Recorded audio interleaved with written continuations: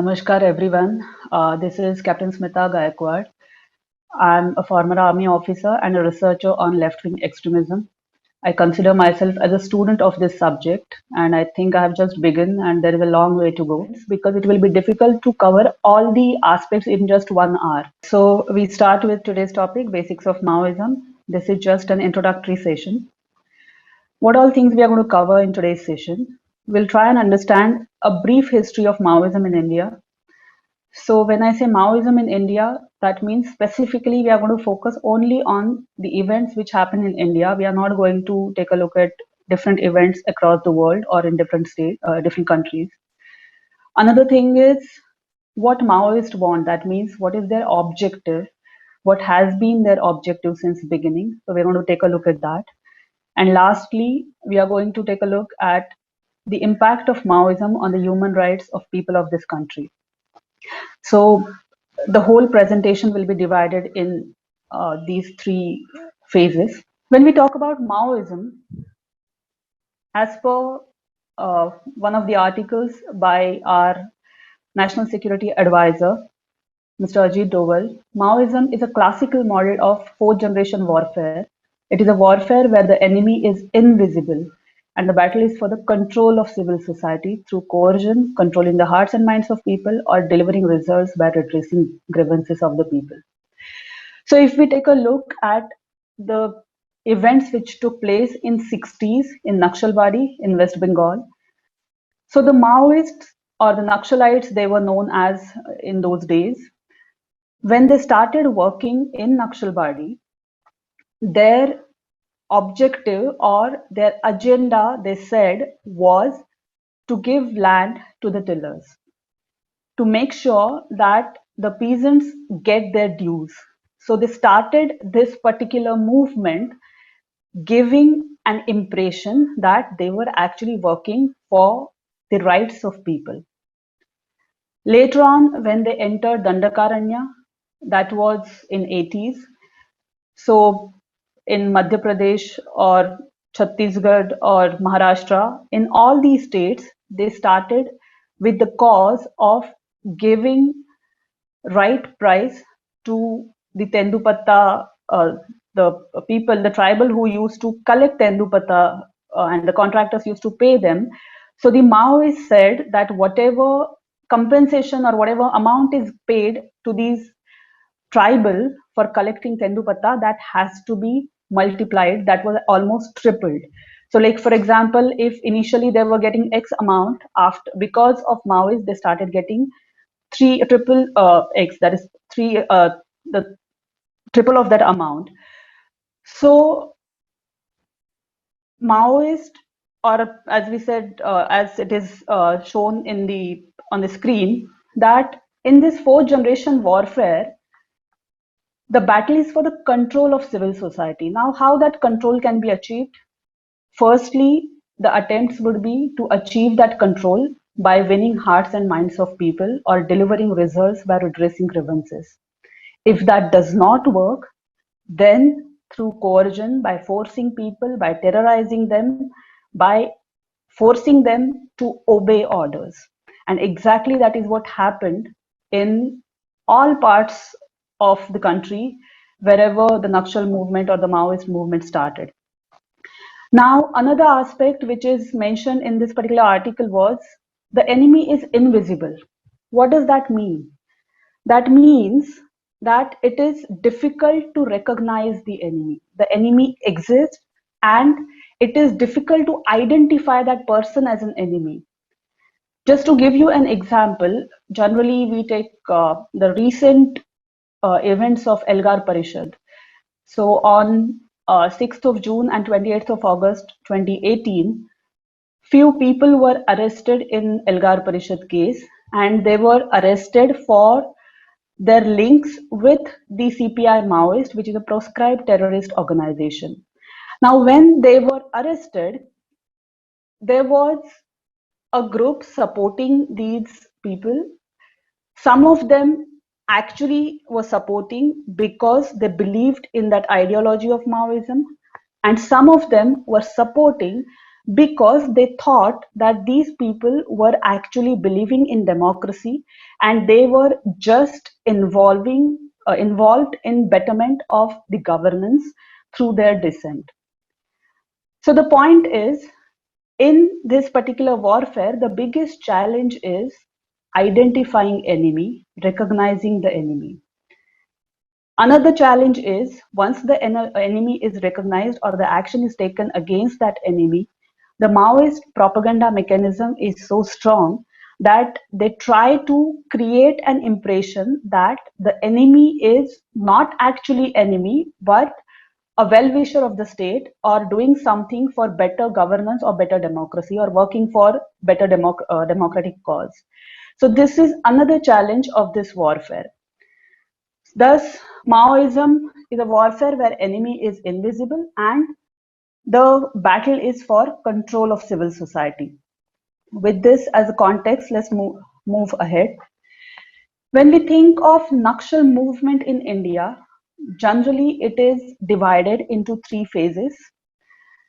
The first phase is considered as 61 to 72. So the Srikakulam uprising took place in 61 and Charu Mazumdar died in 72. So this is considered as the first phase. We are going to get into the details of every phase.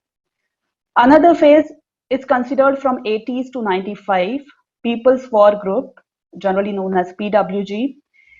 So the People's War Group was established in Andhra by Kondapalli Sitaramaya and two more people. We are going to get into details of that as well. So the second phase started in 80s and it lasted till 95. And later on, the third phase, they say that it started in 2001 when the 9th Congress of the Maoists took place and the merger of PWG, that is People's War Group, and the MCCI, Maoist Communist Center of India. So typically the People's War Group was operational in the south. The People's War Group, I think it was in 2003, in 2003, they came together with another party, I think it was Party Unity, and then they started calling themselves as People's War, CPI-ML People's War. Instead of People's War Group, they started calling themselves as CPI-ML People's War. In the year 2001, this People's War and the MCCI, they came together and they formed CPI Maoist, which is a proscribed terrorist organization. So the third phase is generally considered as 2001 onwards, but I am adding this year 2018 as the end of third phase, and probably the fourth phase in future would be described 2018 onwards. That's the reason I wrote this year 2018. Now, what happened in 2018 and why I'm writing this year 2018 here? Because in Elgar Parishad case, almost more than 11 people were arrested and they were accused of their links with CPI Maoist. Now, whether they will be convicted or not, the time will tell.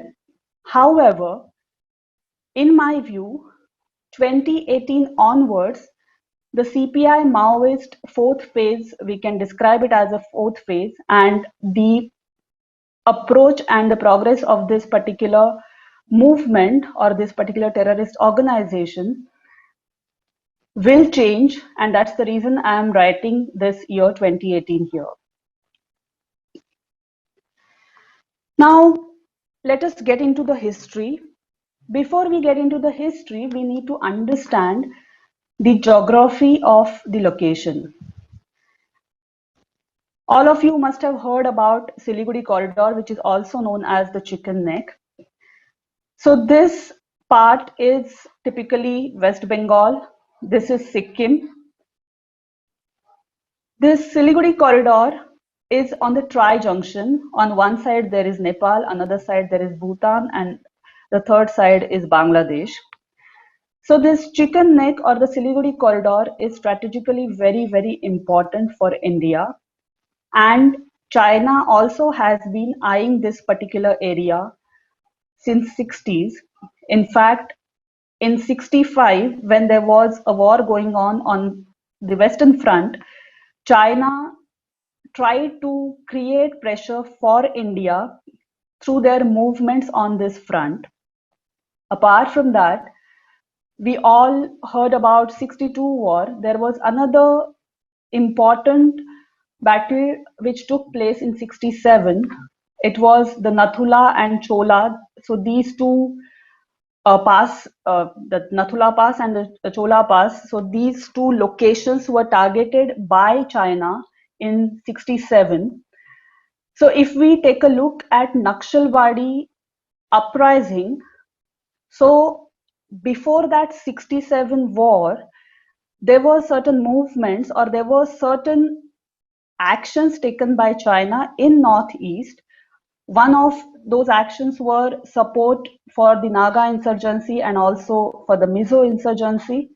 And in addition, China also supported this Naxalbari uprising, not just ideologically, but also in terms of finances and weapons and training. So Naxalbari is exactly on this chicken neck, and that makes it a strategically important location. So if we consider the location of this particular village, then that gives us an idea that how beautifully or how much thought has gone before this uprising. The location was chosen so carefully, and the location itself makes this particular uprising an important strategic event in the history of India. So this is Naxalbari exactly on this chicken neck. Now, what is the importance, like apart from like China was eyeing the this particular area, northeast eastern states of India, and there were attempts to separate the northeastern states from rest of India, and the chicken neck is important from that perspective. But apart from that, if we think from the revolutionaries' point of views who were active in that Naxalbari uprising, then this location was also good for them, because had they done something in this area, it was easy for them to move to Nepal or Bhutan or Bangladesh. So that made their actions, or that made the overall plan easier for the revolutionaries. Now let us take a look at sequence of events before Naxalbari. So in 46, there was already Tebaga movement which was going on in Bengal. So it is not that there were no peasant movement or no peasant uprising in India before Naxalbari. There were certain movements which took place. One of them was this 46 movement, the Tebaga movement. Around the same time, from 46 to 51, there was this Telangana movement going on. It was basically the communists played an important role in that particular movement. It turned out to be anti-Nizam movement.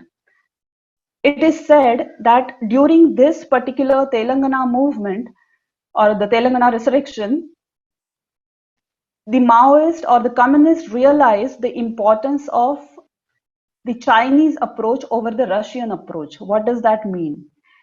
Till that time, the communists were believing, or they were, most of them were of the opinion that the revolution in India would happen through the urban cadre, through the urban proletariat. However, during this particular resurrection, they realize that the peasants also play an important role in this particular movement, and that also needs to be considered equally.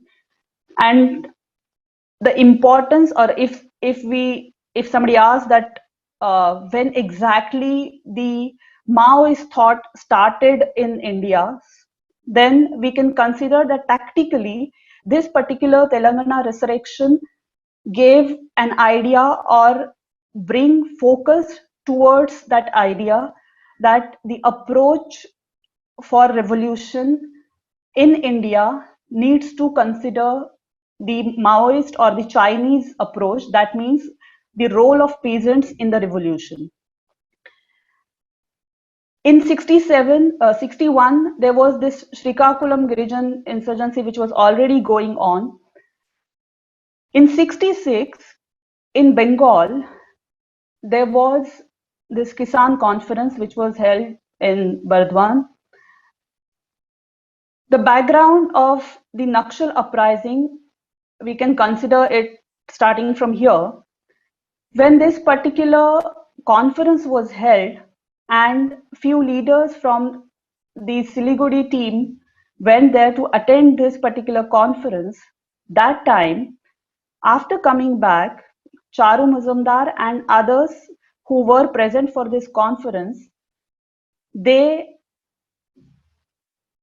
projected the views that whatever was discussed in this Kisan conference, it was something which was, in their view, a kind of revisionism, and they believed in the armed struggle, and they believed that mobilizing the peasants for armed struggle is the only way forward. So before even going for this particular conference, there were certain pamphlets which were distributed by the leaders in Siliguri area mentioning the importance of armed struggle. And after coming back from this conference, they started mobilizing people for this armed struggle. From March to May 1967, almost hundreds of incidents were reported to police wherein the landlords were like, there was violent actions against the landlords. Many of the landlords were forced to leave their locations. Many of them were forced to give whatever crop was there. So previously it used to be some part, mostly it was 1/3 of the part used to be given to the peasants. Many of them were forced to give half of it, and some of them were forced to give the complete crop. So there were many incidents of violence during this March to May 1967 phase. As the number of incidents, the violent incidents was growing, that time Land Revenue Minister Hare Krishna Konar, he flew to Siliguri to meet Kanu Sanyal. Kanu Sanyal came there for the meeting. The condition, he said that he would not be arrested. That was one of the conditions. The meeting he attended. In that meeting, it was decided that the land distribution will take place with the help of the local administrative bodies. Secondly, it was also decided that those people who were involved in the violent actions, they would surrender to police. And these kind of things were agreed to. However, later on, Kanu Sanyal and his colleagues did not surrender, and they just went ahead with the violent actions. Finally, on 23rd of May, an armed police party went there to arrest few of these wanted persons near Nakshalbadi. When this police party went there, there was one officer named Wangdi. He was attacked by arrows. He, in fact, he asked his party to stay away, like the armed police party which was there with him. He asked them to wait at a distance, and with few policemen, he went there to ask the tribal to surrender. However, when he went there, he was attacked with arrows and he died on the spot. After that, on 24th of May, two more police parties went to Nakshalbadi. When these police parties went there, the officer there, when he entered that area, he got a feeling that he was surrounded by the locals, and he also thought that he might be attacked, and that is how he gave order to fire, and the police opened fire, and in that more than 10 peasants died. So that was on 24th of May. So these kind of violent incidents were going on, and there were discussions at central and state level that these things are really going out of hand and some action has to be taken. On 5th of July, it was decided that there is a serious need to take action, and the action was decided. And finally, on 12th of July, the police action actually commenced and the movement was crushed. So this is the timeline of what exactly happened before the Naxalbari uprising and how the actual crushing of the Naxalbari uprising started in July 67. So in July 67, the movement as such, or the violent actions, or the leaders in that area, they were crushed by the police. So till 67, when the Naxalbari uprising took place, till that time there was no revolutionary party as such, but there were discussions that there was a need for a revolutionary party. Initially, there was CPI in India. Later on, CPIM, the Communist Party of India Marxist, was formed. Later on, Charu Mazumdar and his colleagues, they thought that these two parties are indulging in parliamentarism and they are revisionist in their approach. So they felt the need to start a revolutionary party. And finally, on April 22, 1969, they formed CPI-ML, which according to them was the true revolutionary party. So the resolution on this of this particular party, it mentioned that no other path exists before the Indian people but the path of armed revolution. So even before forming the party, Charu Mazumdar and his colleagues were of the opinion that armed revolution is the only way forward. Afterwards, in 69, they felt the need to form a party because, as per the Maoist theory and as per the discussions they used to have with their colleagues, they felt that there cannot be revolution without a revolutionary party, and that's the reason they felt the need for this revolutionary party. Apart from that, when the analysis of the 67 uprising took place, that why exactly the revolutionaries, they used to call themselves revolutionaries, why the revolutionaries actually failed, that time it was repeatedly mentioned by various people that they were in a hurry. They started the violent action before mobilizing masses or before politicizing the masses. And at the same time, they also mentioned that there was a need for a revolutionary party.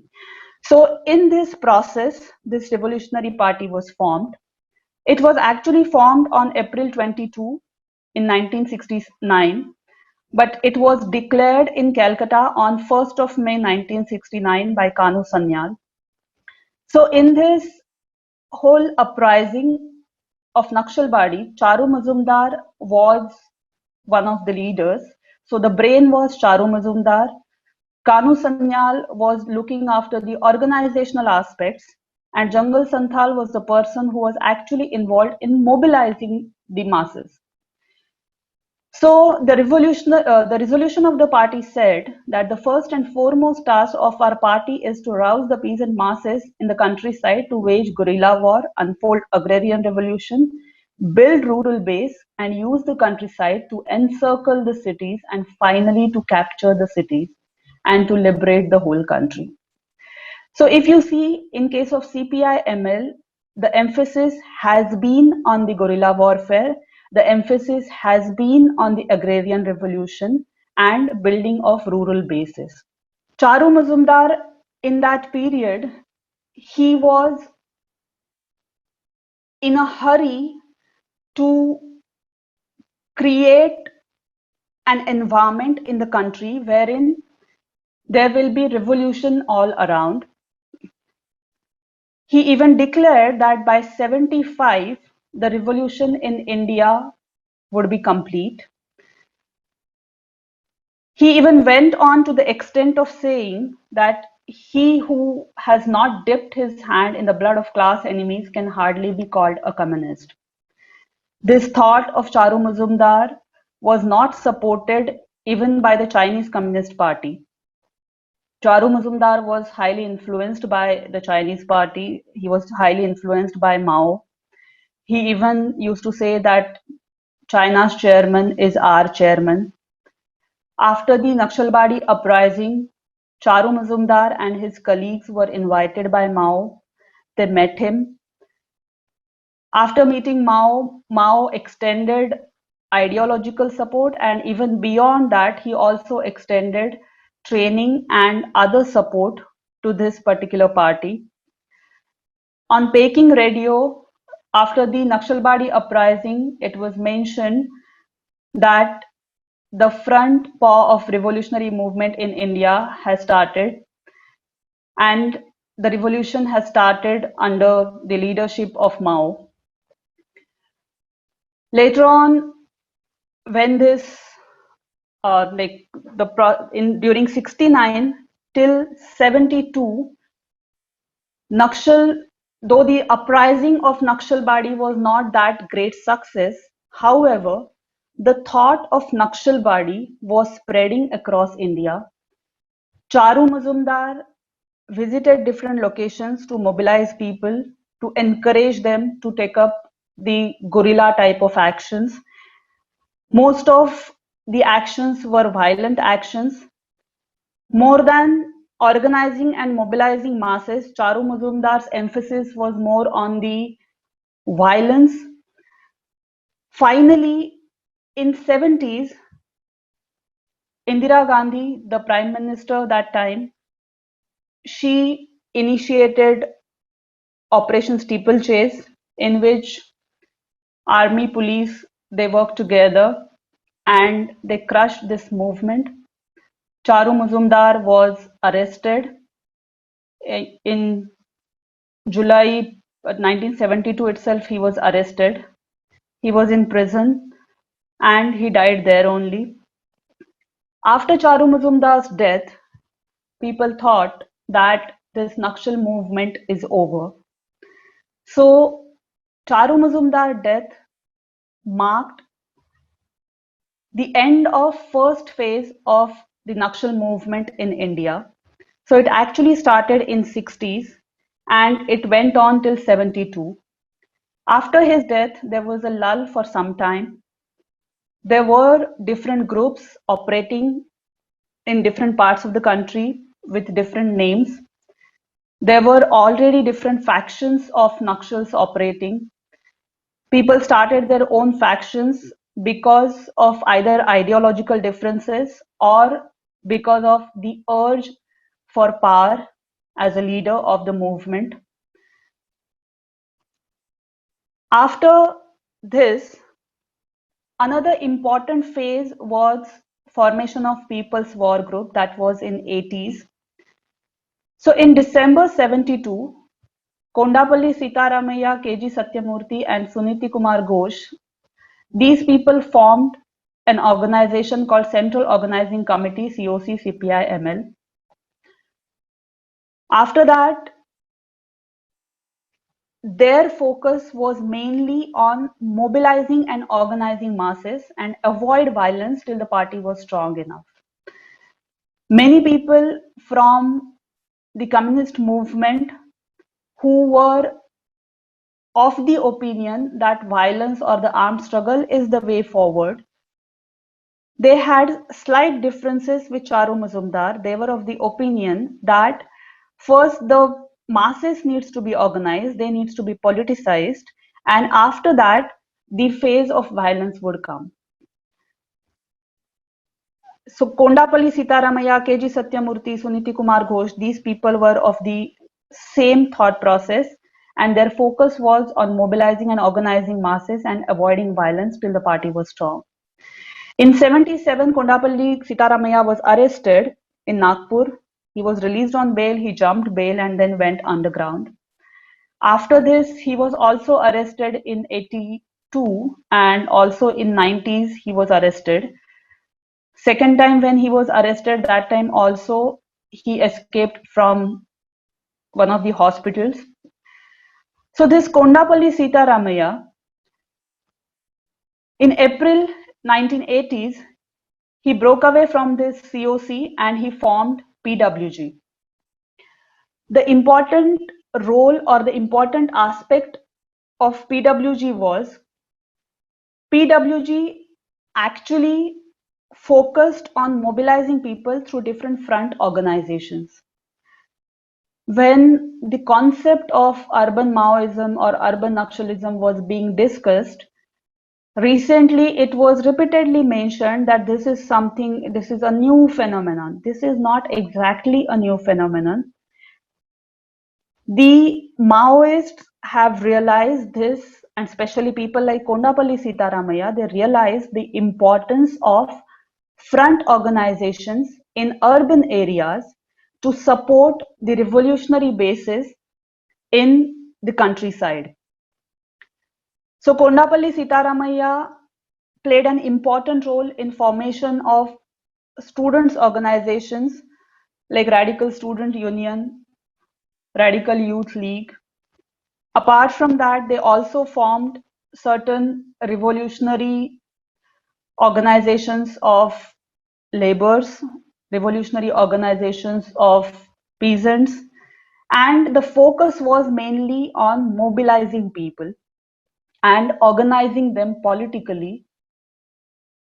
Later on, this KG Satyamurthy and Kondapalli Sitaramaya, they were working together till 85. Later on, KG Satyamurthy also got separated from Kondapalli Sitaramaya. So again, the tradition or the legacy of forming different factions went on. However, despite all those factions or the breakups, we can say, the strength of PWG was there and it played an important role till 90s. The most important aspect about PWG was PWG, unlike what Charu Mazumdar did, that he focused on the violent actions or the guerrilla warfare only and he hastened to take action there.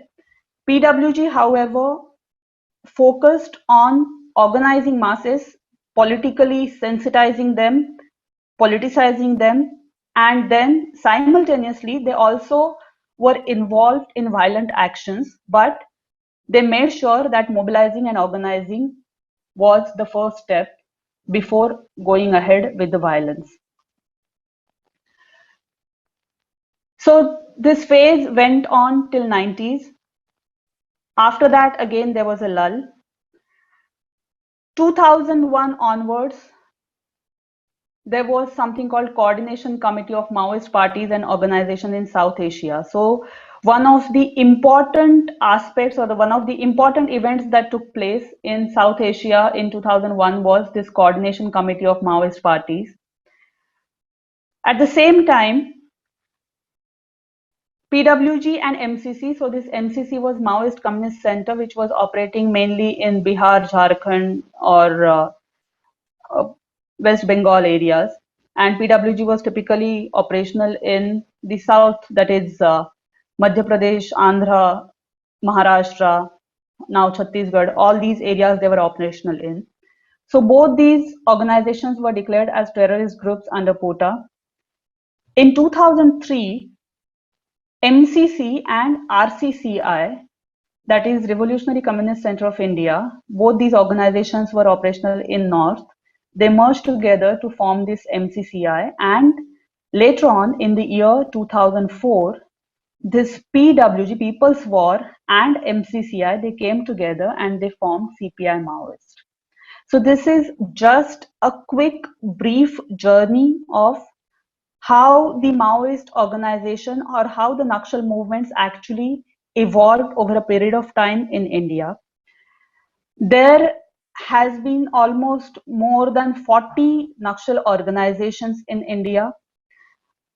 Out of those 40, 10 are the real important ones. And today what I covered is only those organizations which are really very important in terms of understanding this journey and understanding today's situation of Maoism in India. Now, this was about the journey. Now, let us understand what Maoists want. Let us understand what their objective is. Almost 50 years we have been told that Maoists are fighting for the rights of oppressed people. They are fighting for the rights of tribals and Dalits. That is what we have been told for last almost 50 years. How much of that is true? Let us take a look. There is one publication. It was published in 2017, Virasam. It is also known as Revolutionary Writers Association. It is one of the Maoist front organizations. Varvara Rao was one of the founding members of this Virasam. In the year February 2014, to be precise, 18th February 2014, in Lok Sabha, while answering to a question, the Minister of State RPN Singh, he gave a list of Maoist front organizations. In that list, this Virasam or Revolutionary Writers Association was also there.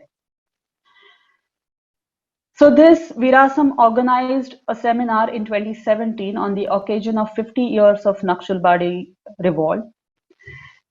This particular seminar, this publication has various seminar papers.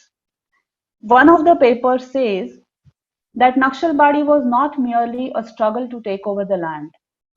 Although in agrarian revolution, the land question is of immense importance, but as Lenin said, that any struggle is limited to a movement for partial demands, it will be really be economism, and maximum we can call it militant economism.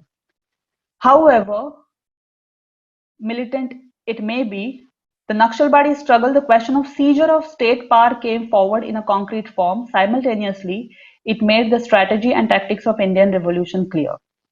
That means the aspect of taking over the land and giving land back to the tillers, it was an important aspect, but that was not the only aspect. Because according to these theories, according to whatever Comrade Lenin said, that if they indulge in just this economism, making sure that people get their dues, that won't be sufficient. That can maximally be called as a militant economism.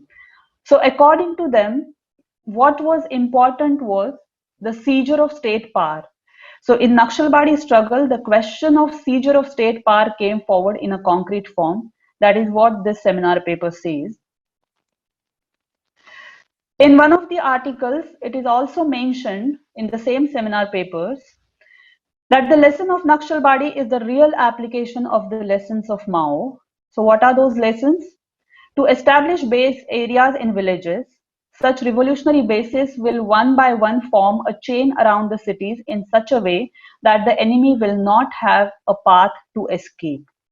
So the Naxalbari uprising or the revolt or the actions after that, it was not just limited to giving lands to the peasants.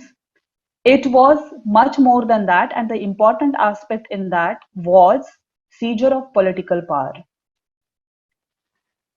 In another article in the same seminar papers, it says the struggle for power is the principal aspect, but it cannot be separated from the struggle for economic and other partial struggle. To put it differently, they are two sides of the same coin.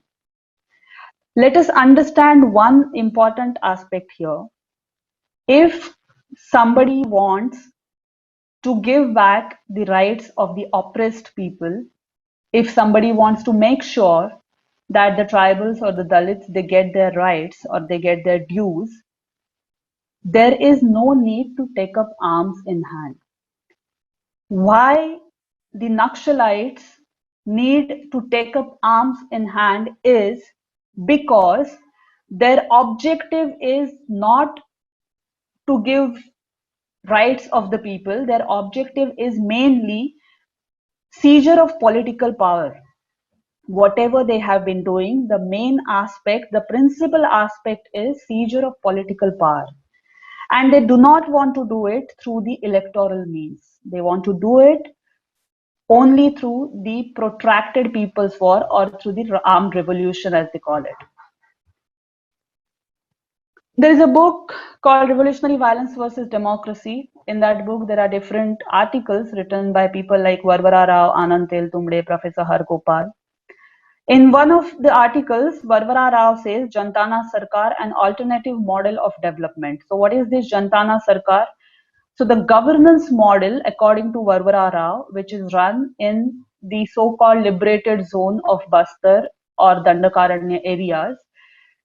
So that particular model is called as Jantana Sarkar. And according to him, that is alternative model of development. We will get into the details, how much development they actually indulge in. So in this article, Varvara Rao said the Naxalbari struggle envisaged the economic struggle for land to the tiller, the guerrilla form of struggle to protect it, and the political program of seizing the state power. So everywhere, the Maoists are repeatedly saying that seizure of political power is one of their aims, and the struggle for land and forming the guerrilla squads, that is yet another aspect of their struggle. So Maoists have been fighting this war for seizure of political power. However, the propaganda mechanism of the Maoists have been telling us from last so many years that they are actually working so that the tribals and Dalits, they get their rights, which is not the fact. So we just saw what the Maoists wanted when the Naxalbari uprising started. Charu Mazumdar, in his writings, even after the Naxalbari uprising, he repeatedly mentioned that seizure of political power, and that too, according to him, the area-wise seizure of political power was important. In 2004, when this CPI Maoist was formed, they drafted certain strategy document. In one such strategy document, the name of the document is Strategy and Tactics of Indian Revolution. They clearly state that the central task of the revolution is seizure of political power through protracted people's war. The word protracted is important here. That means they are ready to fight this war for a longer period. They have been fighting from last 50 years, and probably they may fight for next 50 years. To accomplish this central task, the Indian people will have to wipe out the armed forces of the Indian state through war and establish in its place the People's Democratic State. This is exactly what the document says. The very act of establishment of the state machinery of the people by destroying through war the state's army, police, and the bureaucratic machinery is the central task of the People's Democratic Revolution. Now, the takeaways from this slide is, firstly, the anti-India war, which was started by the Maoists, they are calling it a People's Democratic Revolution of India. We need to understand these terminologies, because going forward in subsequent lectures, we are going to get into the details of these dimensions of Maoism. So the Maoists, they are actually waging a war against the democracy of India, against the constitutional system of India. However, they are calling it a democratic revolution of India, and not just a democratic revolution, they are calling it a people's democratic revolution of India. Apart from that, another takeaway from this slide is they are saying that this protracted people's war, the people will have to wipe out armed forces. So the Indian people, so the Maoists are going to brainwash and influence the Indian people to fight war against its own armed forces, against its own police forces, against its own bureaucracy. Now, the important question is, if somebody tells a sensible person that you have to take up weapon in hand and you have to fight a war, the obvious question that sensible person would pose is that why do we need to fight a war? It won't happen that somebody just tells somebody that, okay, you pick up a gun and start a war, and that person starts a war. It never happens that way. So the obvious question would be that why is the need to fight this war? So the answer to that question, according to Maoists, is the Maoists say, now just see how they brainwash. They say that the current democracy in India is not the real democracy. And whatever the Maoists are going to bring, that is going to be the real democracy. That will be the people's democracy. Now the question is, how that so-called people's democracy is going to be different from the current democracy? There is no answer to this question. Another thing is, the ideology which they use for this anti-India war, which they call as revolution, that ideology is based on Mao's thoughts. It is based on Maoism. In China, we have already seen that there is no democracy. In fact, in 80s, at the Tiananmen Square, when there was a demand for democracy, it was crushed. So these Maoists, they take support of this ideology, and they are telling us that whatever they are doing, it is for a new democracy. They are going to bring in people's democratic revolution in India. Now, how can we trust it? How can it be even democratic if the means itself are not democratic, if the ideology itself is not democratic, the foundation itself is not democratic? So these are few takeaways from this slide. Another aspect is, the Maoists say that they need to wipe out armed forces, police, and the bureaucracy. So in a way, they just want to bring in anarchy, because Maoists really do not have a time-tested mechanism or a system which can actually hold together a diverse and a huge country like India. However, they just keep on advocating that whatever is there, that needs to be wiped out. And they do not have solutions to the problems which will arise in future. Another thing is, the foundation of the thought, the basis of the thought itself is undemocratic. Now we just saw that what they want. So they want political power, but they do not want it through electoral means. They want it through armed revolution and through protracted people's war. And they want Indian people to fight that war for them. And they are trying different ways of convincing, brainwashing people to fight that war. So that is their objective. Another thing Maoists say, that this so-called revolution, which is actually anti-India war, how they are going to implement it? So according to Maoists, there are 3 magical weapons which they are going to use to implement this so-called revolution. One of the weapons is party, another is armed cadre, and the third one is united front. Now, what is party? So the Central Committee, Politburo, their various commissions, all these things are basically the party of Maoist. Apart from that, people who are convinced by the Maoist ideology and who support that ideology and are part of that ideology, they will be part of this party. So the Maoists say that they will fight this war through party. Another thing they say is through the armed cadre. So what is this armed cadre? So we see the Maoists fighting in Dandakaranya areas in Maharashtra, Chhattisgarh, Jharkhand.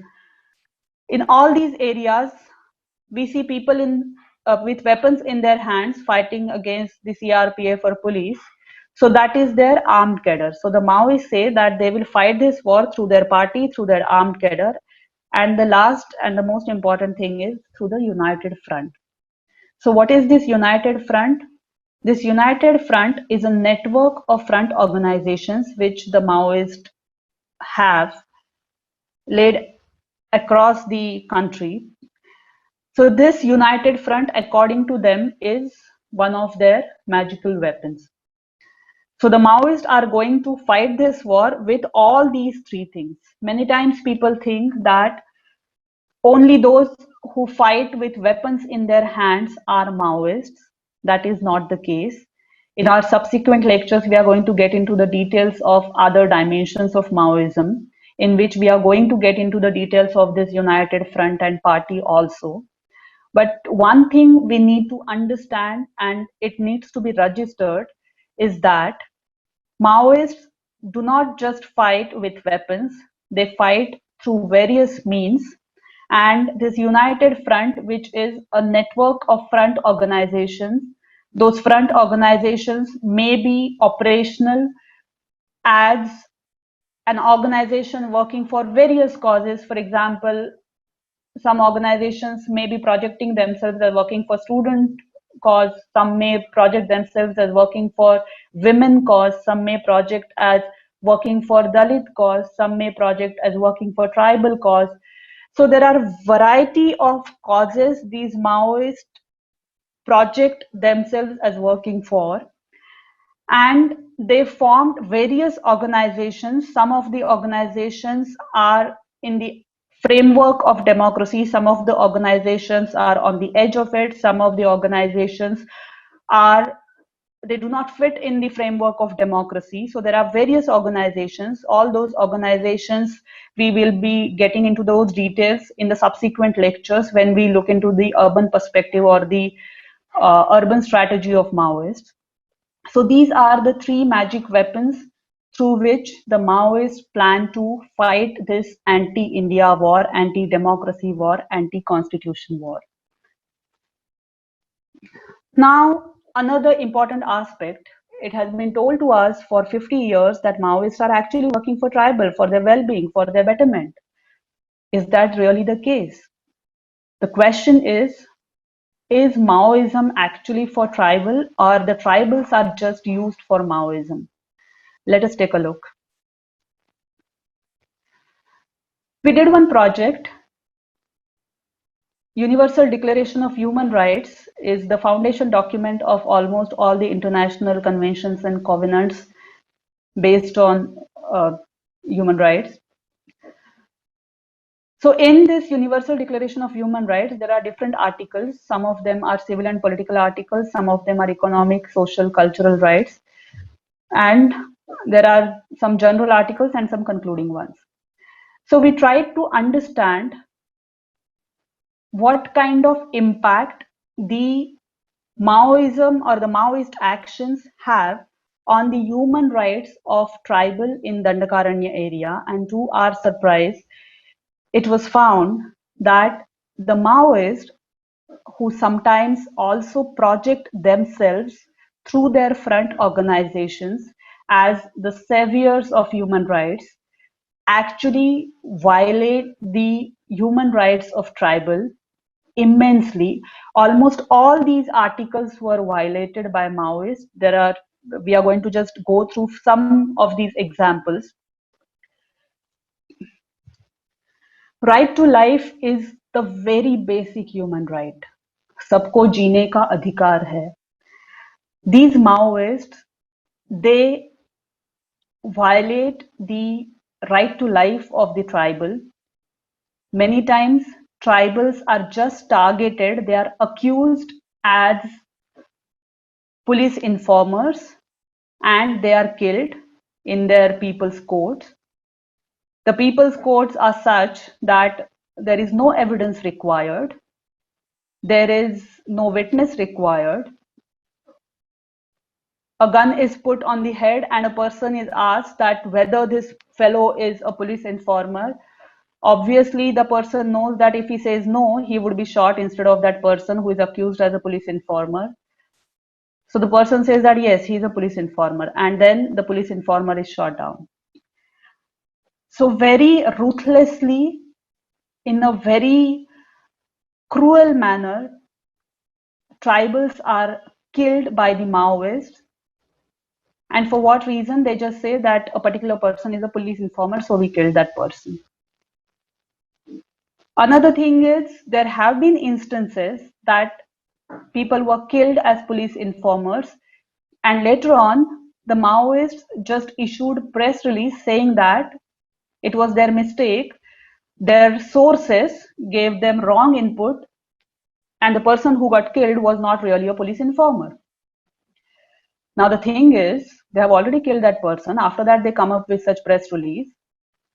So, this itself tells the hollowness of the so called people's courts, the shallowness of their approaches.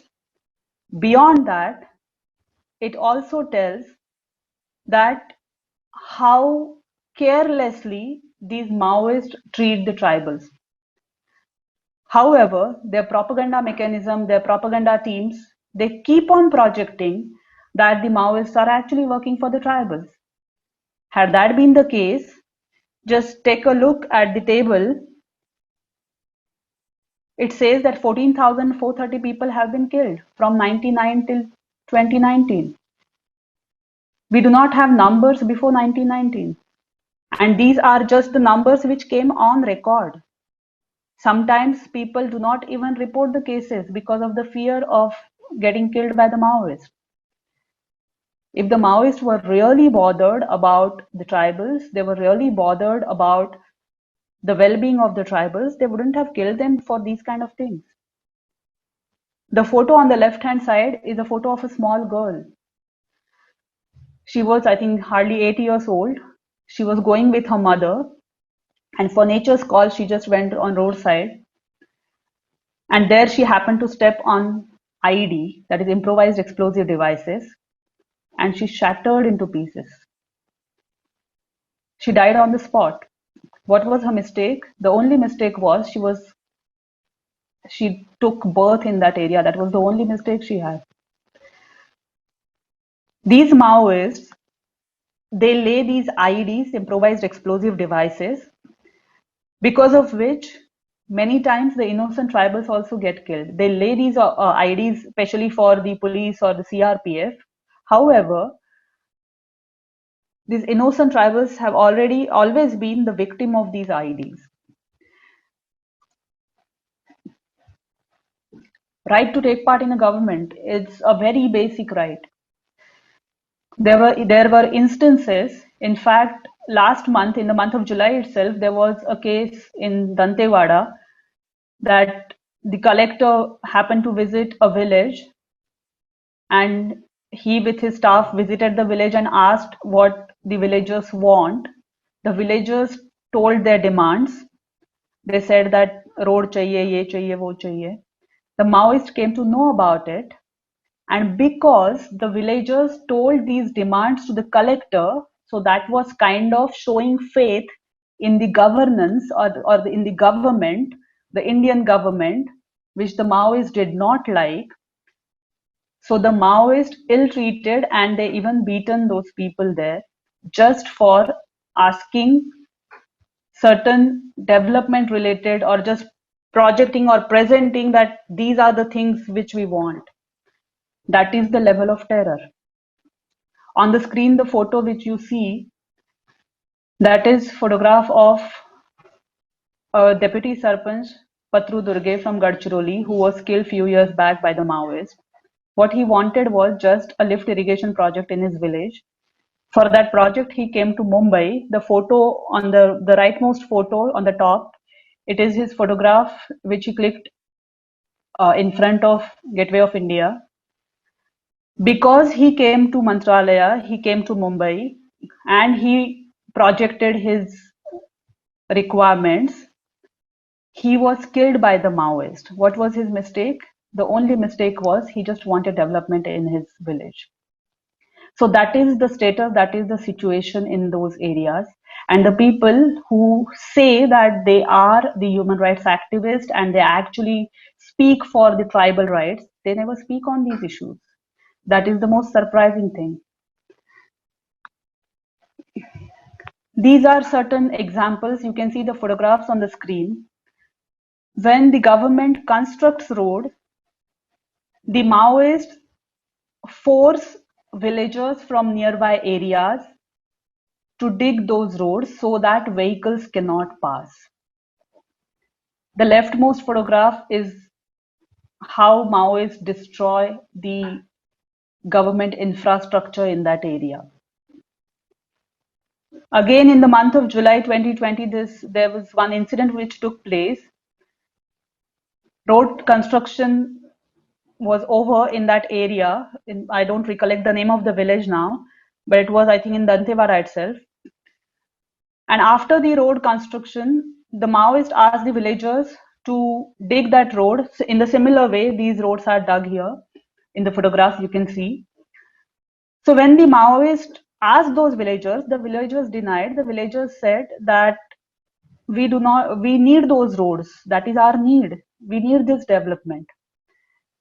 So the militia members of the Maoist, they told the same message, they conveyed that message to the Maoist leaders. As a result, those people were beaten by the Maoists. So if the tribals say that they need development, when the government is actually investing in development, the Maoists are not letting that development happen. Imagine a situation, imagine a thought process. What kind of mindset is this? That the road is constructed and the road is dug just because so that the vehicles cannot pass. The police vehicle shouldn't pass. That is the objective.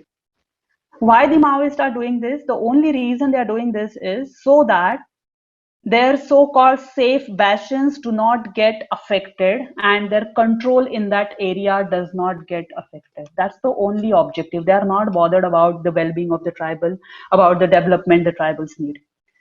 The Maoists, even there have been instances that they burn the mobile towers. So whatever mobile towers are there currently in that area, most of them are either in CRPF premises or in the police premises. These are few photographs wherein if the contractors take contract for construction of roads in those roads which are important according to Maoist strategically, which lead to the Maoist safe zone, the safe zone which is safe for the Maoist or according to the Maoist. So if there are roads which are leading to those areas, the Maoist won't let the construction happen. And even in other areas also, there have been instances that whenever road construction started, the Maoists do not let the construction happen. Now imagine what we have been told in urban areas. We are always told that there is no development, so Maoism has started, or that's the reason the Maoists are there. And interestingly, the Maoists are not letting the development happen. So how can we even trust that there is no development, so Maoism is there? There was no development the way it should have been when Maoism actually started in those areas. But we need to understand one important thing. Maoists did not go there to ensure development. Maoists did not do development there. They did not take up projects of development there. In fact, whenever government is trying to do certain development projects, they are creating problems for those projects. However, the Maoist sympathizers keep on telling us that there is no development and that's why Maoism is there. Maoism could grow in those areas because there was no development which should have been there, which should have been ensured by the government.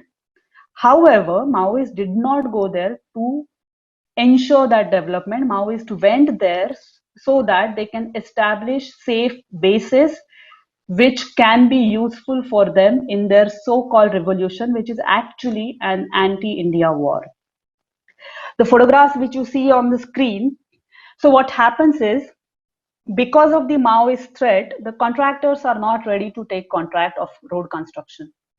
Because what the Maoists do, if the contractor takes that contract and starts work, the Maoists burn the equipments. Now imagine the situation. These equipments cost lakhs of rupees, crores of rupees. The contractors cannot afford this kind of loss. As a result, the contractors are not ready to come forward to take up projects of road construction. Then what the government has to do? The government literally, they provide protection. There are CRPF Jawans with weapons in their hands standing on the banks of the road, and that is how the road construction happens. In our areas, in urban areas, or just imagine the road construction around your house, we don't even come to know that there is some road construction going on. It just happens. And the situation in this Maoism affected areas is such that even for construction of a 100-meter road, 50 Jawans, they have to stand there with weapons in their hands. That is the situation. If you remember the attack in Burkhapal in 2017 in the Sukma district, I think 25 Jawans, they were martyred. What were they doing there? They were providing protection to the road construction. So this is the situation in this Maoist affected areas. These kind of banners or pamphlets the Maoists throw, or they put on trees, or they put on the roads. Now see what is written there. Here it is written that the roads are being constructed so that the police vehicles can pass. Tell me which road in this country is constructed just for police vehicles?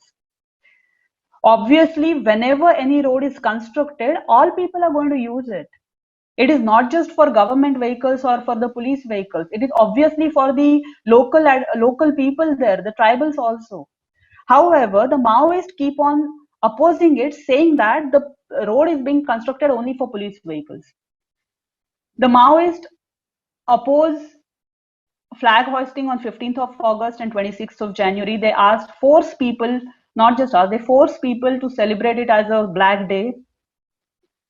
If some teachers, they take initiative and they ensure flag hoisting, then such people get killed.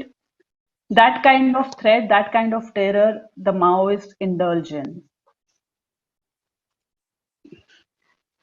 These are just some photographs. I'll just explain to you this case of Mr. Yugendra Meshram, who was one of the teachers in Gadchiroli. He was killed by Maoists. They accused him as a police informer. He was killed because Maoists thought that he was a police informer. After that, the students in that area from his school, they conducted certain rallies and they just raised one question, that what was the mistake of our Yugendra Meshram sir? The Maoists realized that there is an outrage, growing outrage against this killing of Mr. Yugendra Meshram. They just issued a press note or a press release saying that we got a wrong information and he was not actually a police informer and we killed him by mistake. When he was killed, he already had a kid 4 years old and his wife was 4 months pregnant. Maoists just say sorry, that okay, we are sorry we killed that fellow. Just will that sorry bring back the person? Who is responsible for the sufferings of the family now? This is the way these Maoists operate, and this is just a very small example. There are thousands of such examples. Some of them do come on record, some of them do get a place in newspapers, and many of them do not even get that place. The photo on the left hand side at the bottom, so this was a photograph in Chhattisgarh when a marriage party was going and the Maoists thought that it was a police party, so they just used ID and they blasted that vehicle. Later on they came to know that it was a marriage party, the local villagers were there, and again they just said sorry, we didn't know that it was a marriage party, we thought it was a police party. Apart from that, even in police, most of the policemen there in those local police in that area, they are from tribal, they're from the tribal community itself. So when the Maoists say that they just kill police because according to them they are the class enemies or they are working for the state, they are again killing the tribals themselves. There have been instances that most of the youngsters in those areas, they apply for police recruitment. The situation is such that if they do not get selected, they cannot go back to their villages. Because the fear is the Maoists may come to know that they tried and applied for this police recruitment, and if they go back, they will be killed. There have been instances in Gadchiroli, there have been instances in Dantewada, in Chhattisgarh, wherein such things have happened, that the Maoists killed youngsters just because they applied either for CRPF Bastaria Battalion or they applied for the police recruitment. As per human rights, the UDHR, Universal Declaration of Human Rights, right to employment is everybody's right. Everybody has the right to choose what kind of work they want to do, how they want to earn money. So these actions, these are actually against the human rights of those tribals. But no human rights organizations are talking about it. Let us just take examples of 4 victims, I would call them victims of Maoism. 3 of them are surrendered ones, and still I would say that they are victims of Maoism. After listening to their stories, you would realize why I'm calling them victims of Maoism, even if they are the surrendered ones. The rightmost photograph of the lady, her name is Basanti. Her real name is Sukmati Potami. Her Dalam name, like when these youngsters they join the Maoists as Maoists, their names are changed. So her Dalam name, her real name was Sukmati Potami, and the Dalam name was Basanti. She joined there. I asked her why she joined. The reason she gave was the Maoist cultural groups used to come to their village. She used to like the way they used to sing and dance, and that's the reason she went with them. That's the reason she joined the Dalam. Afterwards, the same Dalam, the same team with whom she was working, they killed her father and her uncle at the time of Salwa Judum because her father and her uncle were against Maoism. Later on, she got married there. Her husband was in some other team. He got killed in one of the encounters. She was not even informed for almost more than a week. She was not informed that her husband got killed in one of the encounters. Later on, she came to know through radio or newspaper, she came to know about it. She was so fed up of all these things, she wanted to run away, but she was scared because had she got caught while running away, they would have killed her. After a long time, she gathered courage and she ran away from there. She surrendered. After surrendering, she requested the police not to declare that she has surrendered because her mother is alone in the village. If the Maoists come to know about it, they will create problems for her mother. If the Maoists come to know that she has surrendered to police, they would create problems for her mother. That's the reason police did not declare for few years. And later on, after few years, after taking her permission, the police declared that she is one of the surrenders. That is her story. Imagine working with people who had already killed your father or uncle. Imagine that a husband gets killed and you are not even informed. What kind of environment, what kind of situation it must be. These youngsters, they go there as teenagers when they do not understand what Maoism is. Even today, most of them do not know what Maoism is, what Marxism is. They do not know anything about it. Many times it is told to us that the people are joining there because they do not like the governance. We have interviewed almost 50 of these surrendered Maoists, and we try to find out why they join and why do they leave. And to our surprise, they do not, like, just one person was there who joined for reasons that his father was killed and the FIR was not filed. Apart from that, rest of them either went there just because they like the cultural groups, they like the dancing and singing. Some of them just went there for other personal reasons, that they used to like the uniform. These kind of which we may consider as really funny or stupid reasons, but unfortunately, these youngsters, they joined there for these reasons. When they did not know anything about life, they did not know what they would want to do with life. Imagine yourself as a teenager in your 14 or 15 years of age. In that age, we used to think that what should be our future educational choices. Even we were not sure about those choices. In that age, these people were brainwashed, or these people were forced to join Maoism. The second photograph from the right is a girl called Ganga. Her father was killed. Her grandfather was a sarpanch in that area. He was not uh, educated. Her father was educated, so her father used to help her grandfather in all the governance related work. They were trying to bring in some development projects in their village.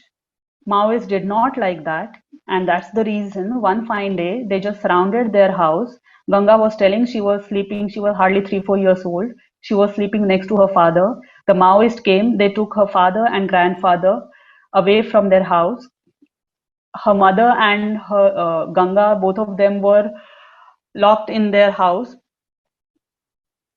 They did not know what happened there. Till next morning, they did not know what happened. They kept on screaming for help. Nobody came to help.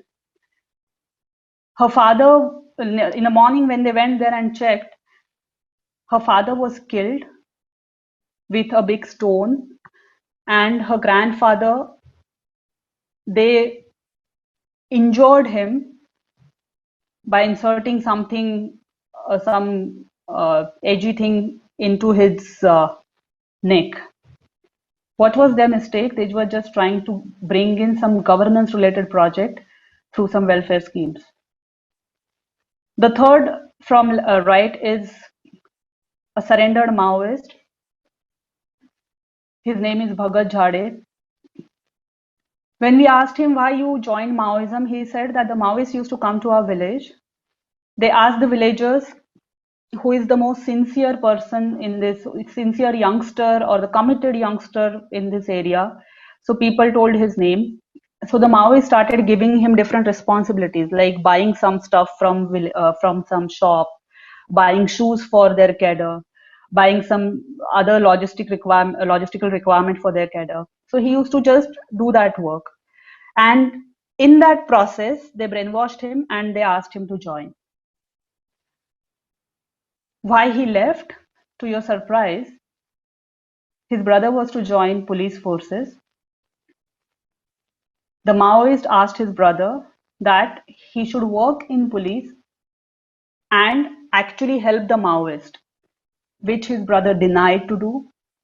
As a result, the Dalam for which Bhagat Jhade worked for years, that same Dalam killed his real brother. Bhagat Jhade was shocked. He did not like that he worked for that Dalam and the same Dalam killed his brother, and then he decided to leave. That is his story. And the leftmost is Hare Ram. This Hare Ram joined in 90s. There was a lady called Anuradha Gandhi. She was the Central Committee member of Maoist. She was a professor in Mumbai. So in Mumbai, she used to run an organization called Committee for Democratic Rights, CPDR, Committee for Protection of Democratic Rights. That organization is still on. Anand Teltumbde was the secretary. So this lady, Anuradha Gandhi, she used to run CPDR in Mumbai, and the same lady, she recruited Hare Ram in 90s in Chhattisgarh. Hare Ram was saying that Anuradha Gandhi used to come to her place, to his place, and she asked him to join. Twice or thrice she came and she joined. She asked him to join, and that is how he was recruited. Afterwards, this Hare Ram recruited more than 300 people, young girls and boys, into the Maoist cadre, the Dalam. Why he left? He worked for them for almost 14 years. He said that initially they showed him the hope that they are there to do something good for the tribals, something good for the society there. But over a period of time, he realized that they are just using him and they are really not doing anything good for the local people there. And that is the reason he left Maoism. So these are few stories. This is just a tip of iceberg. There are thousands of such sad stories. What we get to hear is very selective in terms of more of kind of supporting the Maoist propaganda. However, there are hundreds and thousands of people who are suffering. 2 generations of tribals have been suffering there. So that is about the reality, that is about the sufferings of the tribal there. Maoism is actually violating the human rights of the tribal, and it is also violating the human rights of the police and the CRPF forces there. This is a report. There is an organization called START, Study of Terrorism and Responses to Terrorism. This organization collects data about all the terrorist attacks across the world, and they come up with reports every year. As per their 2016 report, if you take a look at the picture on the right side, they came up with a list of organizations which are responsible for the most coordinated terrorist attacks. In that list, CPI Maoist was the 5th organization. If you see the list of other organizations, so Boko Haram, Taliban, Al Qaeda, ISIS, so these are the kind of organizations in this list, and CPI Maoist is that kind of organizations which actually indulge in terrorist activities. In 2018, the same CPI Maoist was 6th in the list of terrorist attacks. However, the sympathizers and the propaganda teams of Maoist always try to project Maoist as the saviors of tribals and the saviors of Dalits in that area, which is not the case. They are actually indulging in terrorist activities, and the objective is seizure of political power through armed revolution. That is all from my side. We can take up questions.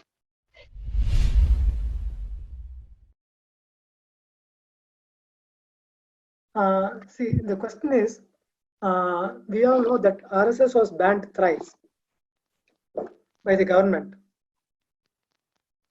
wherein they have not involved in any mass killing or something like this of this scale of human right violation. Whereas Maoists have killed people and there are a lot of human right violation. Why was the government keeping quiet, or is it because of the ruling dispensation at that time for the obsession and romanticizing the communism?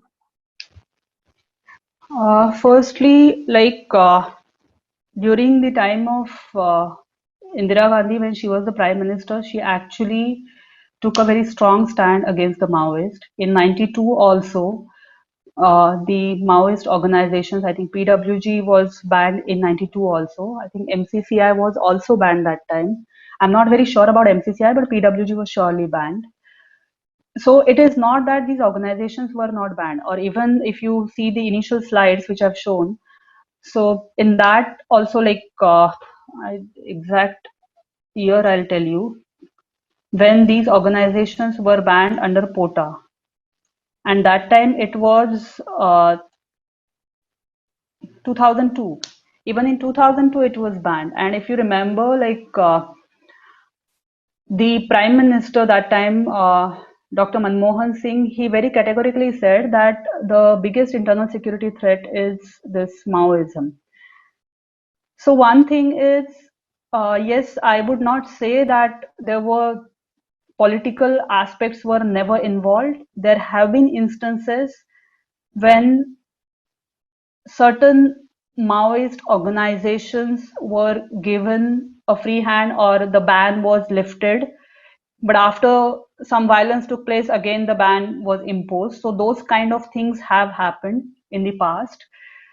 But yes, the fact remains that different political parties responded to it in different ways, in different situations. as I said, during Indira Gandhi's time, or even during Dr. Manmohan Singh's time, there was action taken against them.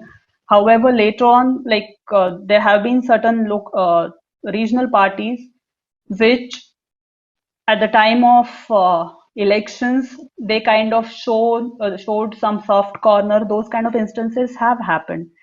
So there is no consistent political stand as far as different parties are concerned. Even the fact remains that these Maoists are actually working against the country, against democracy, against constitution. So this problem is there, and this is one of the reasons that even they are small in numbers, this problem is going on for more than 50 years. Namaste. I have two questions. My first question is why our government is not successful in forming a force which includes the local tribes and the local citizens. And my second question is why we cannot create a trap of intelligence like our forces can create this with the local people. So please answer these two questions. Thank you. So one thing is the first question, that whether the government has not why the government has not formed any force with the help of the local people. Just to give you an example, every state has local police force in those Maoism affected areas where the recruitment happens through the local tribes only. In addition to that, apart from state police, even CRPF has started initiatives like this Bastaria Battalion, wherein people from Bastar areas are recruited. So there are forces wherein people are recruited from the local areas, from the tribal itself. Apart from that, even the surrendered Maoists, after their surrender, some of them are also recruited in the police forces. So that actually helps tactically in operations in terms of inputs. So that is already happening. As far as local, the civilian crowd is concerned, why they are not mobilized. So actually in 2005-06, that kind of initiative actually happened in terms of Salwa Judum, wherein the tribal from Bastar, they themselves took an initiative. They raised voice against Maoist. And even before Salwa Judum, there have been twice such instances in Chhattisgarh itself, wherein the locals actually raised voice against the Maoist. But Salwa Judum became the most talked about resistance to Maoism because the scale of Salwa Judum was comparatively much higher, much wider. So these kind of things did happen, but it is not consistent. That consistency has to be there, and that is something lacking, that is for sure. So my question is, the Marxism and Maoism in India, are the two supplement of each other, and if yes, to what extent? Okay, so if we look into the history, then to be honest, when CPM was there and then CPI-ML, they kind of separated from them. In West Bengal, when Operation Steeplechase took place, so that time the ruling government there itself was Marxist government, and they actually ruthlessly took action against them. So that is what the history is. So the Marxist in India, they believe in the democratic process, at least they participate in the elections. During that time when the 67 uprising happened, so that time itself they took action, they took stand, and not just stand, they took action against the Maoist. However, it is like it has been observed that many of them do not come openly or do not talk that openly against the Maoist. Like, just to give you an example, when this arrest, for example, Elgar Parishad arrest took place, So surprisingly, many of the Marxist people were also saying that these arrests are wrong, or they were saying that these people have nothing to do with Maoism.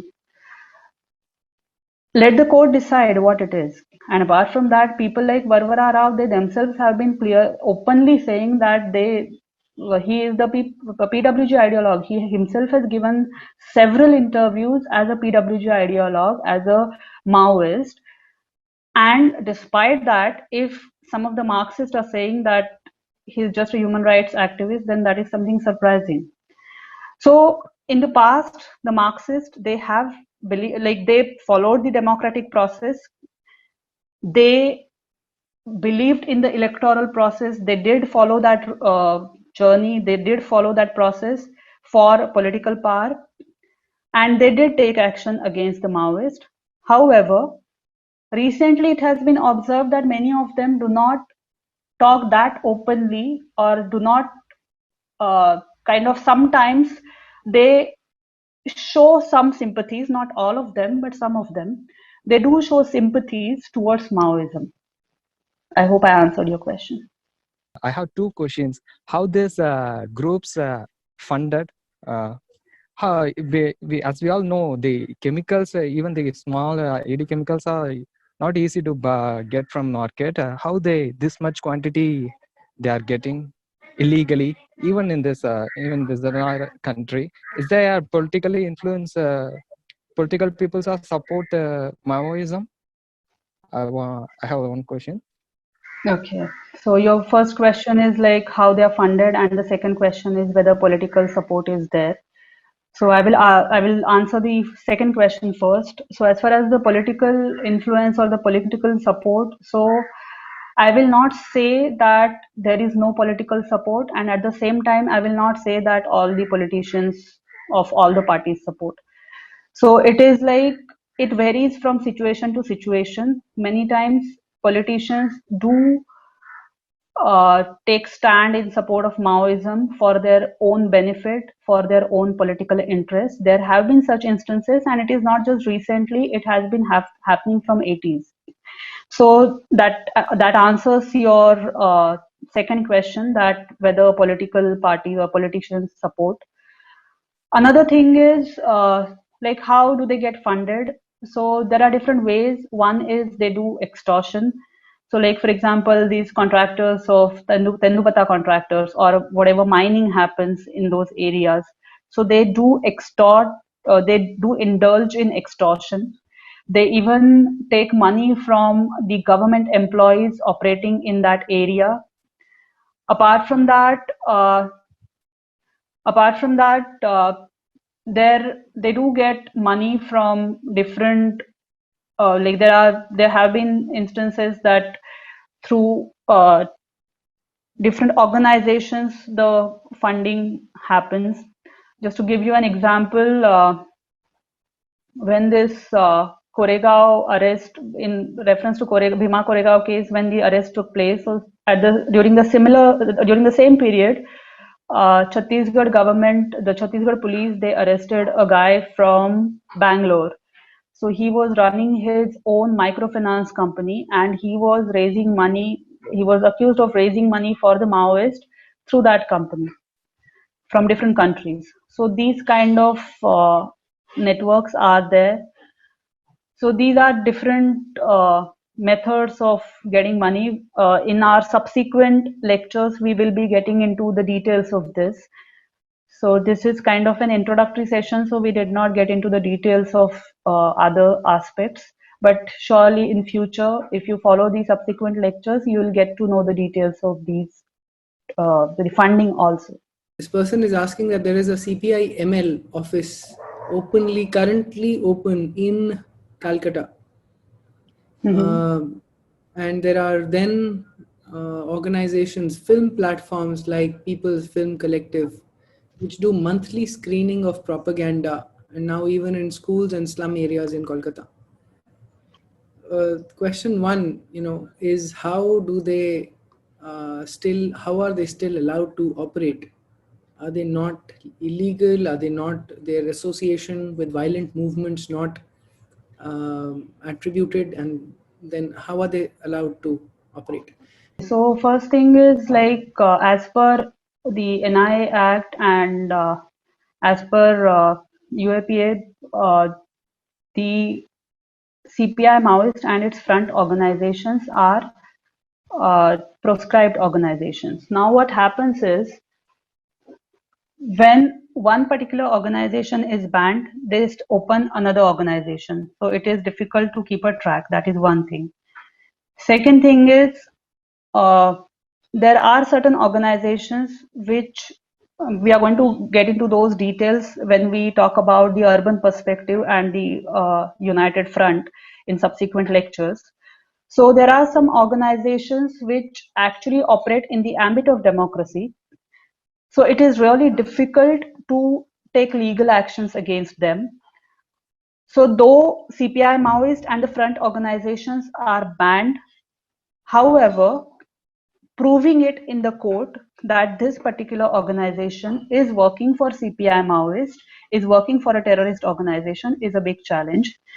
So there is a process involved in that, and that process takes time, that process needs evidences, and during that time or that process, these organizations happen to operate. So when we talk in detail about the urban perspective and the United Front, we will get into the details of the challenges which the police or the law enforcing agencies face as far as the urban functioning of the organizations. However, if there is some concrete evidence, if you are so sure that such organization is actually indulging and they do have links with CPI Maoist, then I would suggest that you can report these things with evidences, and I'm sure that something can be done about it. But why these kind of things happen, because there are certain legal loopholes which the Maoists exploit.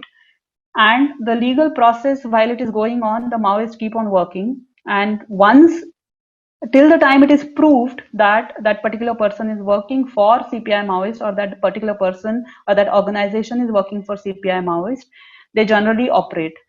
So that process is a lengthy process. So these are some of the challenges about this subject. So I have a question before taking on the next participant. Is this only for power? Is this finally only for just power, like the Chinese Communist Party? What is the end outcome that they want to achieve? What is the vision of India? What is the vision of India? Yeah. So they want the power. They do not want the democracy or the constitutional system. So according to them, they just want, like we have this Chinese Communist Party. So something similar, just one party, and they are calling it one party democracy. So that the similar thing they want to set up. But what exactly the system or what exactly the format, that is, there is no clarity on that. But what they want is they just want to overthrow this democracy and they are going to bring in a new democracy. Now, what is that democracy? How will it look like? No idea. It is that kind of situation. I have one doubt on your fact you have given for selection of location when they propagate. So as you told about the Gadchiroli, this Naxalbari, so as you told that they are looking for the chances to escape after the crime. So if I see the Palghar in Maharashtra, it don't share border with any international things, and it's just a tourist spot now going to get converted into the same place. So what is the reason for that? I don't think it's just one thing. No, when I said that the location of Naxalbari is the hinterland, I was trying to project a point that during that period, like if we start thinking from 65, like 62, that war which lost, after that, in 65, when Pakistan was active on the Western Front, that time, China had plans that if of engaging India on the Eastern Front, and they actually started creating problems. They wanted to exploit the situation in Sikkim that time. Apart from that, they already started funding the Naga movement. They already started funding the Mizo movement, and similarly, they started funding this Naxalbari movement. Now, the strategic importance of that location and the what do you say, easiness of operating there. Like for example, something illegal done there and then people could escape. So that is how I was trying to tell you that strategically that area was important because it has different countries around, and from China perspective also that area is important. That is what I was trying to say. Now coming to your point that in Pathalgadi, you talked about Pathalgadi, right? Yeah, so Yeah, in case of Bal Pathalgadi and Ganges, basically. okay, so in case of Pathalgadi or other areas, so it is like they want this so-called revolution across the country. They want it in all states. So that is how they have been operating. And fortunately, the borders of these states, like for example, Chhattisgarh, Maharashtra, or Andhra, so these borders are not linked with any other country. So that is in a way a positive I see, because it kind of becomes easier for the government to control this problem. Had it been some situation like Naxalbari or some areas which are bordering other countries, probably things would have been different. So the objective of telling about the location was that it was more about China's role or China's perspective. And from that perspective, that location is important. That is what I was trying to say. My quick question is, what is the current state of this thing, Maoism across the country? Is it still more focused on countryside, or it has moved more toward urban areas? Firstly, as far as the countryside is concerned, in my view, the recruitment in countryside, it has somehow gone down for various reasons. One reason is the development projects which are coming up there, or the speed with which development has been happening. That is one of the reasons.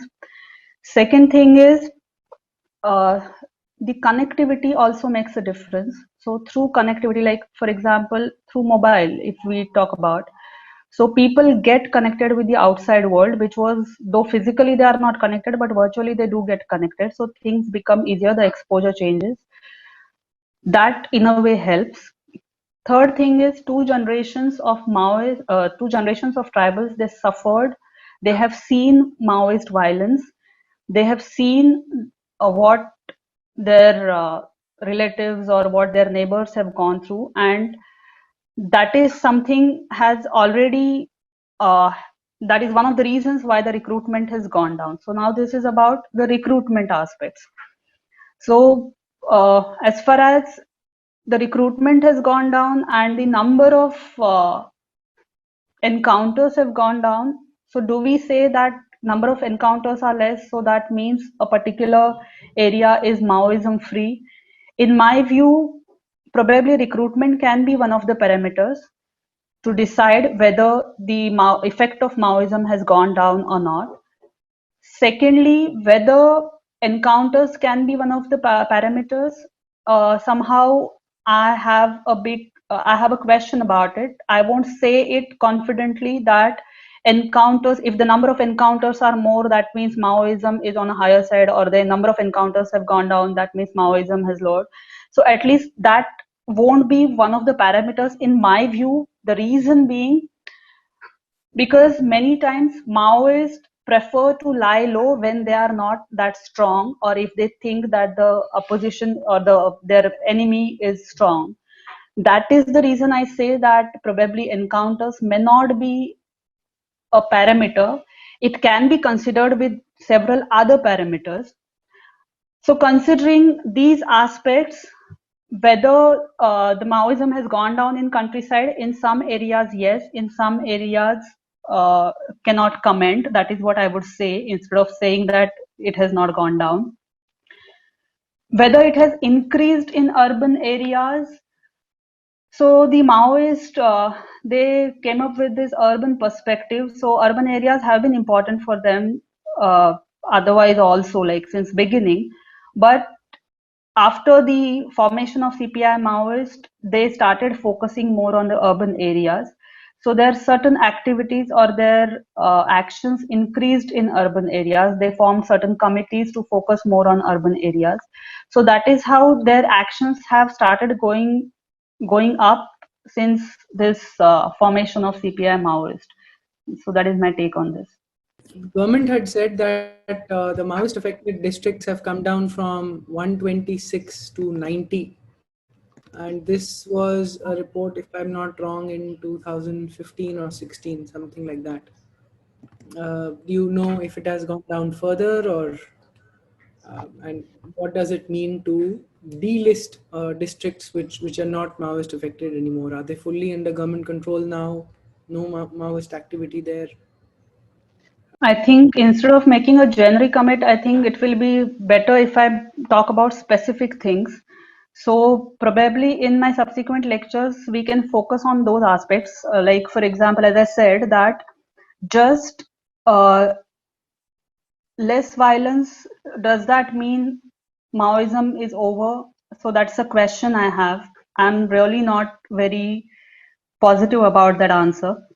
So probably we can, like your question that those 126 has come down to 120. So probably we can take a look at each location and we can give a more specific input, because if I give a general input or general opinion saying that yes, it is come down or it has gone up, I think that may not make much sense, or that may not be, in my view at least, that may not be a right opinion unless it is supported with some basics, facts, evidence, and some data. Hi, ma'am. Thanks for this detailed information. So, as per your research, what would be the best steps or the steps government has taken to stop these kind of nonsense, I guess? Okay. So first thing is, interestingly, we get to hear more about the encounters in news. What we do not get to hear is other initiatives the police or the government is taking in these Maoism affected areas. So what are those initiatives? One is, it's a there are multiple approaches which government is indulging in. One is development. So they are coming up with different development projects in those areas. As I gave example during the talk, that for road constructions, there are people, like for 100 meters of road to be constructed, so there are 100 people with weapons in hand who are supporting it or protecting that work. So that is the level of seriousness as far as the development projects are concerned. So one is development. Second is the surrender policies. So as I said, that most of the time what happens in many of these Maoists, their cases, what happens is they join at such an age when they do not have idea about what Maoism is. They do not have idea about what kind of life would be there if they join that Dalam. So within few years, they realize that they made a mistake. So there has to be something, some opportunity for them to fall back or to come back. So the surrender policies, they play an important role in it. The surrender policies are not just about that, okay, some Maoists come back and then you pay some money to that person. It is not that way. So literally the police, they go to the families of villagers whose kids are there with the Maoist Dalam. They try and convince those people that please ask your child or your whoever that relation is, ask them to come back and we will support them in different ways. So that is how this process. So there are such initiatives also wherein the government or the police is actually approaching families and helping them convince their family members to come back to the mainstream. Secondly, once they come back, then there are certain prizes announced, like if they come back with weapon, then certain amount would be given. In certain situations, if the senior cadre is there, then some land is also given. So the surrender policies, they vary from state to state. So the government also take care of their rehabilitation. Once they come back, then making sure that creating employment opportunities for them, that is something the government also and the police, local police also work on. Just to give you an example, in Sukma district, so this collector office is there, and just behind that collector office there is a Upahar Gruha, that restaurant. So that restaurant is run by the surrendered Maoist. So they are running the restaurant. So that is how these kind of opportunities are given to the surrendered Maoists so that they settle. So it is not just about that you come back and we pay you money and it is one-time affair. It is not that kind of thing. They are given opportunity so that they can sustain themselves. So development, surrender policies. So these, and apart from that, there are certain community policing initiatives which are taken up by the police. Just to give you an example, the local police and the administration, such initiatives are taken. For example, in case of, again, I'll give you example of Chhattisgarh only, that when CRPF started this Bastaria battalion, so they kept separate norms for selection of the recruits for that battalion. Apart from that, the local administration, the district administration and the CRPF, they literally conducted training programs, training sessions for these youngsters from those districts. And the training programs were residential programs. So the youngsters, they used to stay in those CRPF premises. Like we prepare for this MPSC or UPSC exam. So similarly, that kind of guidance is not available for them. So these people were, these youngsters were made to stay in those CRPF premises. In the morning, they used to do PT. Then after that, they used to have classes. So whatever selection process is there, so the guidance was given to them so that they get selected in those exams, and food and everything was provided to them. So all these things were for free. So these kind of initiatives, this is just one example. Apart from that, there are other community policing initiatives which the local police indulge in, so that, like for example, like army does Ops Sadbhavna in Kashmir or in northeast areas, similar initiatives the police do in these Maoism affected areas. That also acts as a preventive measure so that people don't go there or people don't get brainwashed by these Maoist organizations or their cultural groups. So these are certain things which are happening on ground. This was bothering me a little bit, and then one of the participants posted a similar question. So how come these Maoists are allowed to conduct themselves, say, in states like West Bengal under TMC, which is not even Maoist by nature, or maybe they have infiltrated people, I don't know what. And equally, what is the whole thing about them supporting the Islamists in the country? There is constant secular, just yesterday, Bloomsbury cancelled the publication of the book 1 week before its launch on the Delhi riots 2020, written by advocate Monica Arora and 2 other co-authors, simply because of this Swara Bhaskar and all other pressure from this entire left, liberal, secularist, Marxist mafia. I mean, how do they? So one is TMC, and then is the Marxist, Islamist, this combined.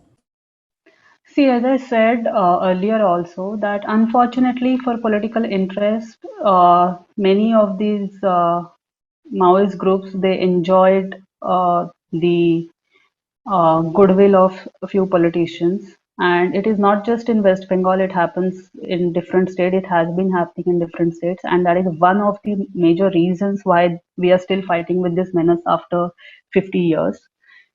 Another thing, as you said, that what is the connect between them?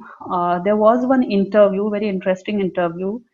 Ganpati, who was the General Secretary of the CPI Maoist earlier. So in his interview, on one side, they say that they do not believe in religion and all these kind of stuff. And on the other side, he was saying that how the radical Islamist actions in the Middle East, how those actions are right. So it is kind of enemy's enemy is your friend. So it is exactly the same strategy they are using, nothing else. When we discuss about, like, probably in subsequent lectures I can get into the details of it, the connect of Maoist and the Islamist. So, but just to give you a short answer here, it is basically that strategy of interest, self-interest, and enemy's enemy is your enemy. So that is one of the reasons why they are shaking hands with the Kashmiri separatist also, they are shaking hands with the Northeast separatist also, and they are shaking hands with the radical Islamist also. So it is just the interest of, you know, winning against the Indian state. And probably, like, once like typical most of the communist state, it happens like once they get that power, probably they will start killing each other. Things may change after that. It's surprising that they don't realize, I mean, in no Islamic country they have any footing at all, and still they support this. Okay, thank you, Smita ji. Thank you very much for this series. We've